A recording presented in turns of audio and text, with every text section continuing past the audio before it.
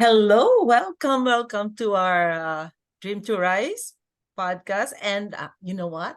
I have a very special guest who is also a co-author of Overcoming Self-Sabotage. And she is a world traveling transformational life coach, an EFT practitioner, and founder of Living Deliberately Today, a personal empowerment coaching for a better life. And by coaching through limiting beliefs and applying the emotional freedom technique or EFT tapping, she helps people transform the beliefs that create stress, self-doubt, and imposter syndrome that lead to unhelpful patterns like self-sabotage. So she helps other expats and digital nomads to conquer their mindset to thrive abroad without confidence blocks, to get what they want out of life. As she is based in Germany, but she also lived in China, Italy, Argentina, Mexico, and England. And she is familiar with the challenges of this lifestyle that can arise both upon arrival and also without warning.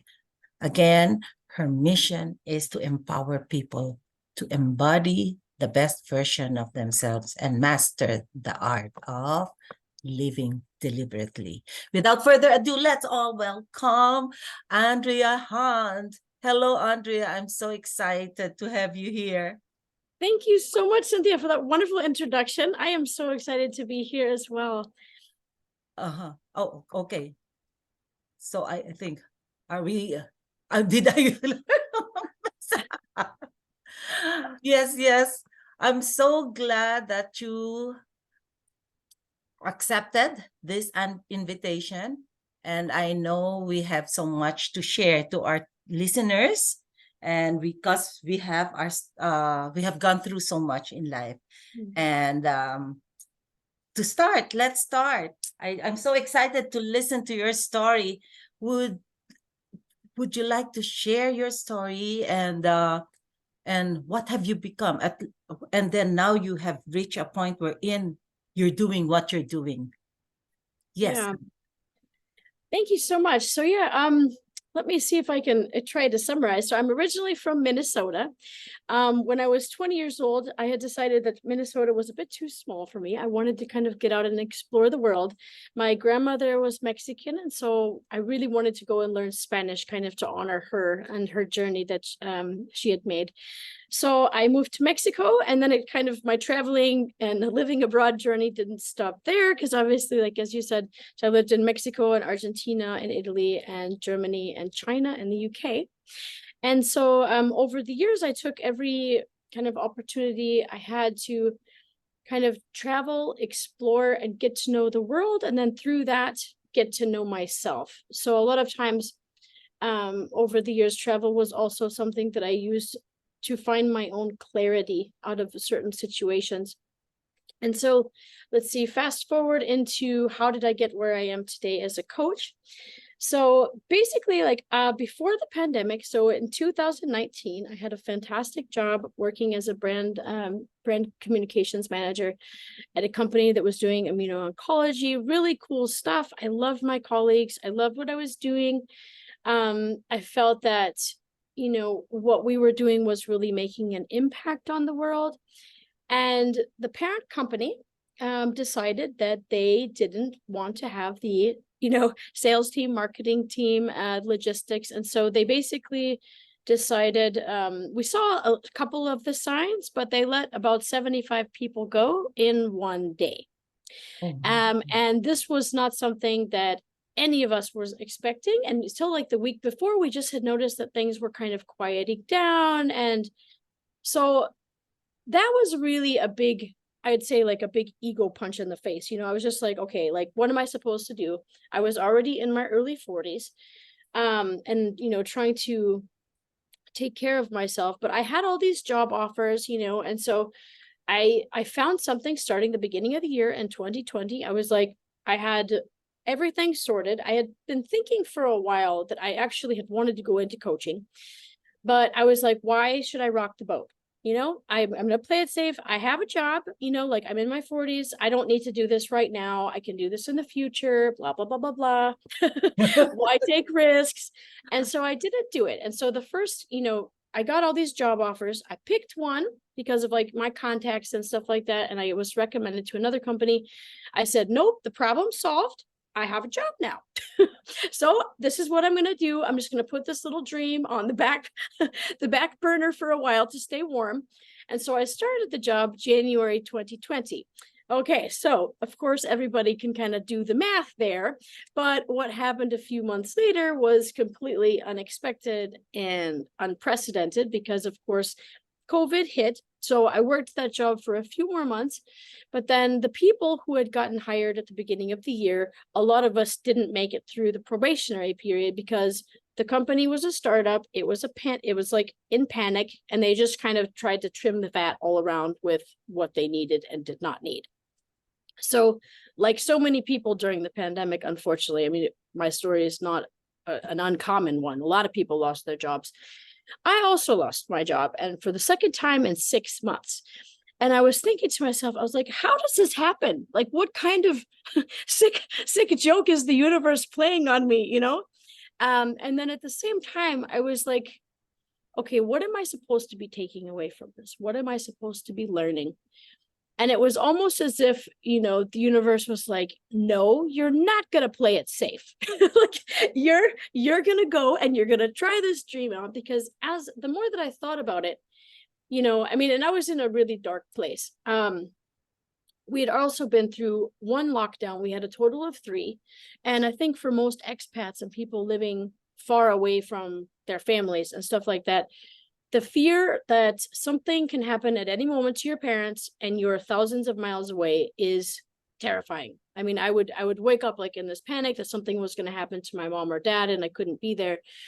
And for me, also being able to do the coaching, I thought about it and I was like, this will be able to also give me the freedom to work from my laptop so that I can always go home. Hopefully when all of this is over and hopefully all of us are healthy, that I can have the flexibility to go and be with my family when I need to.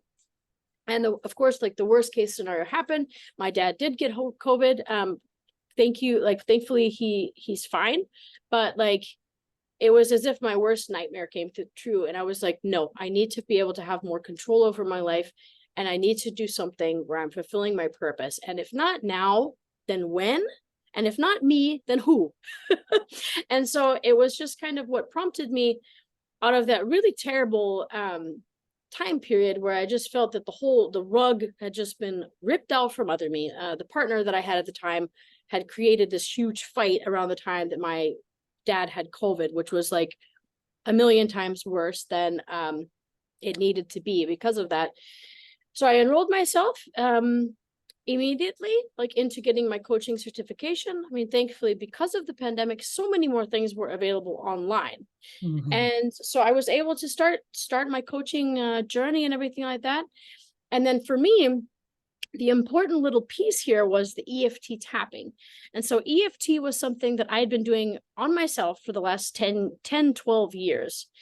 Since I was doing my master's program and I had all these stress and anxiety issues, I just could not regulate my emotions under that much pressure, and also it's a very common problem, especially with students, and so at a certain point during my coaching journey, I was like, you know what, this is exactly what I need to be able to integrate into my coaching, because I would be coaching somebody and I was like, oh man, I know that with EFT tapping, I know that one round, 15 minutes, we could clear this. Yeah. We could get rid of the fear and the overwhelm and the stress. And so I got certified in that. And so, yeah, fast forward to today. Now I do have my online coaching business in Germany. There were so many things that I had to overcome in order to make that possible, because of course, getting out of my comfort zone was not an easy process for me. There were a million, self-sabotaging limiting beliefs and like, you don't know what you're doing. How are you going to start a business in Germany? You don't know anything about the tax system. Like, just a million little negative voices in my head telling me that I couldn't do it. And it was through my own coaching and also the EFT tapping that allowed me every step of the way to create that evidence that I needed, that like, hey, look, I'm moving forward, I'm doing it. That has brought me to where I am today. And so that's why I'm so passionate about the transformational coaching and EFT, because I know firsthand all of the fears that I had, all of the self-doubts, and limiting beliefs that I've been able to get to where I am today as a result of it, I overcoming it. love that. So what you have done is you did not really go straight to the coaching side, but you have experienced like the EFT and tapping, and then now try to apply them in your coaching. So those are, you were gradually doing what you're doing for yourself, and then now sharing it to other people. Oh, that's Yes. lovely. See? And that's the important thing here is we share what we have gone through.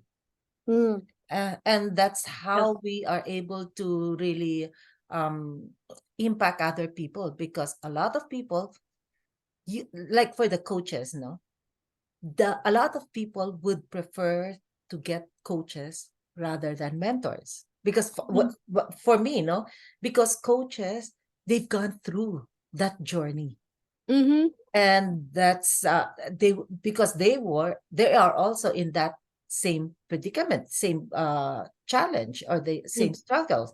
So I want to hear from someone who has gone through to that same challenge, and mm-hmm. how she was able to overcome all those challenges. Yep. Yep, Mm-hmm. absolutely. Because there Ah, are things that everybody can identify with, like yes, the negative self-talk, the self-doubt, the like, who do I think I am? All of those things. But those things are all things that can be worked through. You know what I mean?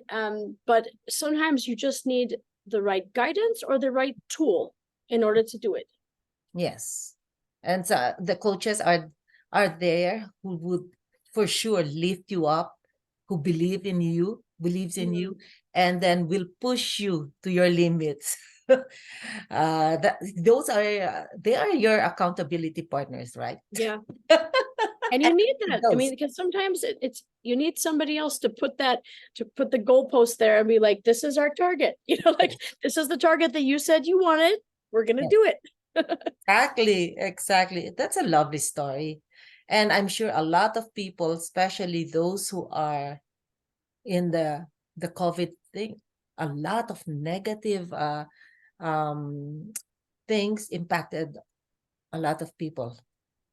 I me I got it as a blessing, and Mm. that was the time when I discovered my purpose. See, And what was your story there? actually, I will. I know there was a time when I really had to create my dream. But then we have a tendency to really shut down because of our blockages, our Yeah. limiting beliefs, our fears, our worries, our doubts, But have you ever taken a time when you stayed in your fear and got stuck? And that happened to me. Mm. So I was in a relationship for 23 years with my husband, but in an abusive relationship, no? Mm. Oh, but we were blessed with two children. My daughter is now 32 with her own family. Now I have a granddaughter who's 4 months old, and my Wow. son is 26. Um, this abuse started when my daughter was only 5 months old back home in the Philippines. So I've convinced my husband to migrate to the US to give our children, usually give our children better opportunities and work on our relationship, because we only Mm. see each other on weekends. He's a veterinarian and a consultant consulting poultry farmers, owners, farm owners. So when we arrived here, it turned out to be the other way. He was on two restraining orders.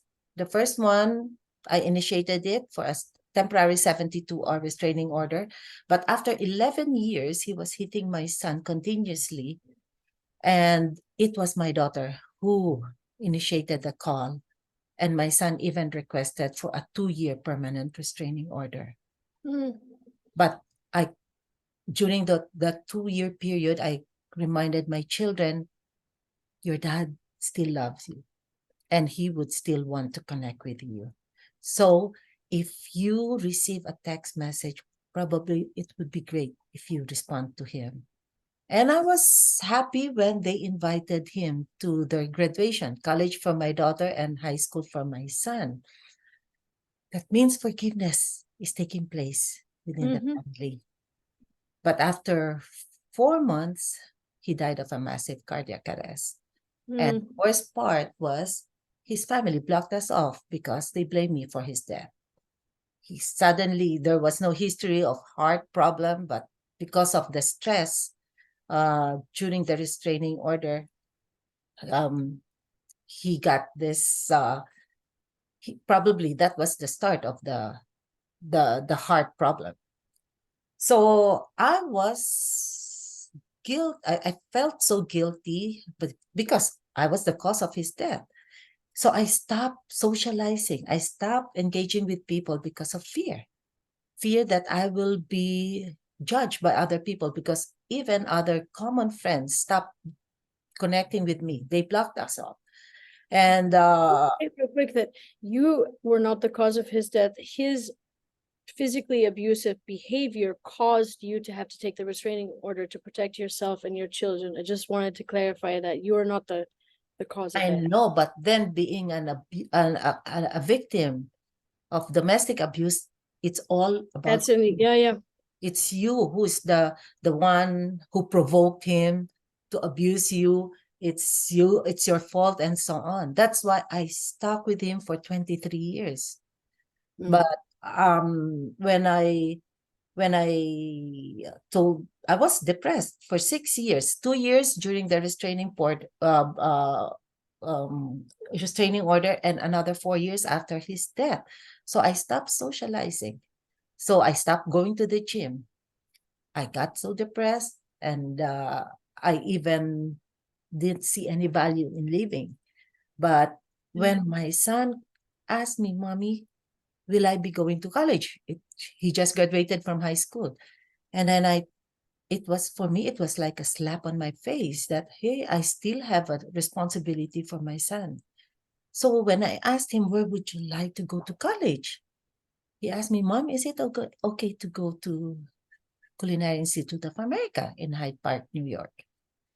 Knowing the school, because a lot of famous chefs graduated from that school, I investigated how much the tuition fee. Oh my, being a single earner, a single mother, I'll share with you how much, not because I'm bragging, but because I was able to manifest my dream. First year was 50,000.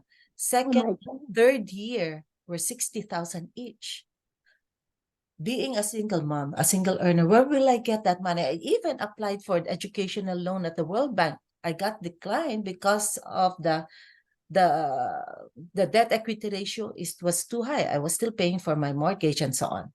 So, but I tried convincing him to change course and program and school, but I could see that he was not happy. So I told myself, I have to create my dream now by design, not by default, because by default, I'll be constricted by what happened, the trauma, my limiting beliefs that where will I get that money? I don't have the money. Those limiting, those doubts, and then the fears. So, okay, with my eyes closed, apply. And you know what? When we when we started applying, manifestation started coming in. I've been applying. I've been a program assistant at the World Bank for several years, and I've been applying to be an analyst to just break the glass ceiling and move to the entry level for professional staff. But then suddenly, HR had a program about GE readiness program. And GE readiness is the becoming an analyst position. So before that, I was really developing my skill set, becoming an analyst. To make the long story short, I applied for that program. Out of 850 plus who applied, 25 were declared GE ready, and I was one of them. And then someone called me, Cynthia, are you available for interview? Of course, I always I've been applying to get promoted. And then I told her, I can't seem to remember applying for this position. No, we didn't post this. We only got 6 to be interviewed from the 25. And I got the position. Imagine, that was the first manifestation. And then I saved the increase, no? I saved it for my son's tuition. And someone advised me, Cynthia, why won't you downsize? We used to live in a 3-bedroom townhouse. I sold it, took action, and moved to a 1-bedroom condo in Fairfax. It saved me 50% of my monthly mortgage, again, towards the tuition. And then someone advised me, Cynthia, why won't you apply for grants and scholarship? I didn't know about that because I'm an employee of an international organization and I'm not eligible for that. And I'm grateful that my son was already a US citizen. So we only paid 11,000 instead of 50,000 for his first year. These were manifestations. If I'm sharing this because if I didn't go out of my comfort zone, this would have not happened. He worked for 2-3 Michelin star restaurants after he graduated. Worked for Jose, and then Jose Andres Minibar and Dan Barbers and Blue Hill at Stone Barns. Conceptualized farm to table. Now during COVID, he came back. He also went to Tulum, Mexico and Australia to gain experience. Came back, became a farmer. And when I asked him, how do you feel? Because it cut so much from your paycheck. And he said, Mom, since I took up applied food studies, this will be an exposure for me, agriculture. And based from that, he created some programs so the community and the farm would be connected. So he taught children basic farming and food systems. He taught moms to prepare dishes based from the harvested produce from the food, the vegetable. Wow. So he moved and then became a sous chef in another company, and now moving to California to be be as a chef as well, but then helping the school system, the school board. Trying to come up with preparing food, more probably removing the processed food in the menu. So really, again, the farm to table concept is he would like to apply. And my daughter, who's a project manager in a government contracting firm, is a volunteer firefighter, because it was the volunteer firefighter who tried to revive her dad when he collapsed. So she's trying to give back by saving lives.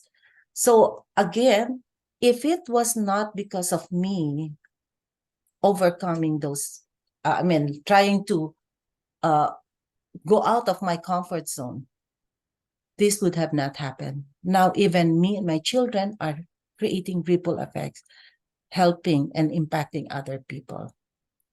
That is now what the lesson I've learned here is I've become stronger, more resilient, more creative, resourceful, assertive, because before I was submissive. And now I told myself, I am committed to really help other people be the best version of themselves. Be committed to really empower and inspire other people that, hey, you can truly create a life, the life you want to live. And I'm now committed also to educate other people that there's truly light at the end of the tunnel. And that's how I became, and now I'm a life coach, transformational life coach. I've created the Dream to Rise LLC during COVID. That's why I told you COVID was a blessing for me. And then because that was the time when I made some self-reflection, what is really my purpose? Now I've discovered my purpose. I am a volunteer at the Rotary Club in Pasay, EDSA, to help people in the Philippines, even though I'm far. And I help also, I mentor a young kid who was abused by her dad here in Fairfax County. So I think now I'm living my purpose, and it gives me so much joy and fulfillment doing all these things. Absolutely. Yeah. What a powerful story you have. It's just unbelievable. Thank you. See, sometimes if we only take that courageous step, no, to jump in and then see what we can do for our lives so others would benefit. If I was stuck with those limiting beliefs that I'm not capable of that, I don't have any educational attainment in coaching, but I took action to get certified and so on, that this would have not happened. Our lives would not be the same. And now we can say that we're creating ripple effects, just like what you're doing. Yeah. And I'm sure that our story here in Overcoming Self-Sabotage will really inspire other people that, hey, they did it. They were able to overcome their challenges in life. I'm sure I can do it. I have that power as well, as long as I believe. Right? Absolutely. And so what would you say, what is the main takeaway from what you wanted to bring to your chapter in the book? Well, it's like what I've said. You have that power to create your life. That power within you is greater than the circumstances and conditions surrounding you. It is you who is the author of your life. So write that life and bring this book, or share your message, share your story to those who are still struggling. And that's the main reason why I joined this anthology book, because it is our story that the people are just waiting for a story. They just need to be inspired. And our main purpose is to let them live a happy life, a more fulfilling life.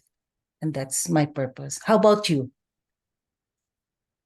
So for me, I think like one of the things in my journey that I think was the most difficult part for me, like over the years, was learning when I was self-sabotaging, you know what I mean? Like, and so what I wanted to bring to my chapter was the insight of like, okay, how do you identify this?